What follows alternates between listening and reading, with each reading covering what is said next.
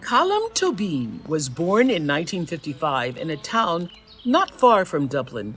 I grew up in a small town in the southeast of Ireland called Enniscorthy. My four grandparents were born in the town, and my father was a teacher, which meant we had sort of real roots in the town, and there was a feeling that you knew everybody. Books were an essential part of his childhood. And with three older siblings, there was always someone around to read to him. I was in a house where books were very important. The sister nearest to me was tremendously good when, if a comic came, I would find her. I'd be very nice to her for a while, and then I would get her to read the comic to me. And there was always a big row over, stop reading that for him, he has to read himself. But she would. Luckily, they left me alone. They didn't take me to a child psychiatrist or anything. And just eventually I was found in a corner reading a book. But as Colm approached his teenage years, tragedy struck the Tóibín family. In the summer of 1967, when I was 12, my father died. In a town like Enniscorthy, what happened then would be people would come to the house every night for a good long time, for a few months. I was a tremendous listener, which meant that I was often put out of the room. My job would be to get into a corner of the room when the adults were talking, see what they were talking about, see if it interested me, and if it did, to try and become invisible. And one evening, towards the end of that time, this woman came and she told a story. But it was a little bit of the story that her daughter had gone, not to America, not Manhattan, not New York, but Brooklyn. She had got married in America.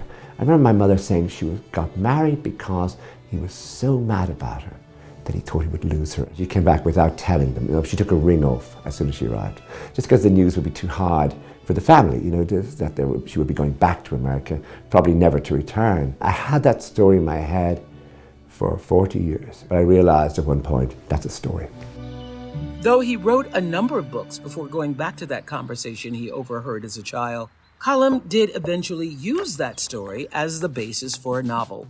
In the 3 months before I began to write the novel Brooklyn, I was in Austin in Texas. I felt isolated.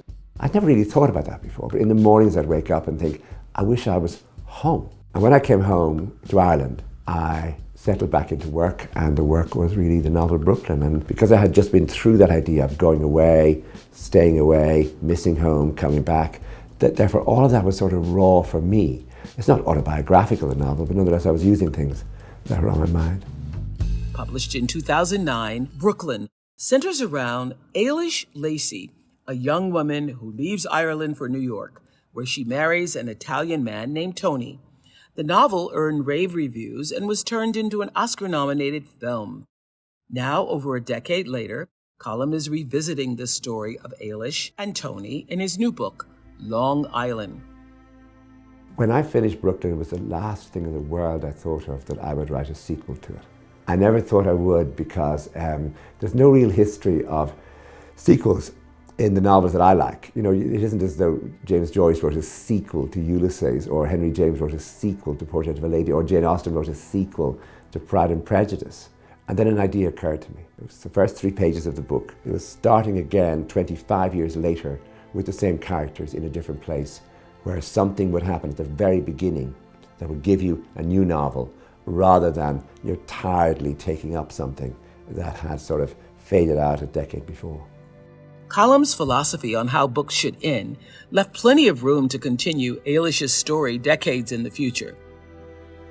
I think you have a pact with the reader when you're finishing a book, that you do not spell out every single thing into the future. In a novel, you're imagining everything. It's a set of codes. So it means that when you're coming to the end of a book, the reader has been imagining all the time in a way that you have tried to make effortless for the reader. And so I think when you come to the end of a book, you be very careful not to insult the reader's intelligence. Just leave it for a second and have the reader put the book down. And some sort of aftermath occurring to the reader, not necessarily in great detail, but some idea that after this, more happened, which doesn't need to be spelled out. Whether you've read Brooklyn or are new to these characters, Long Island stands alone as a gripping story about unfulfilled longing and returning home. And I am so delighted to share it as my 105th book club pick.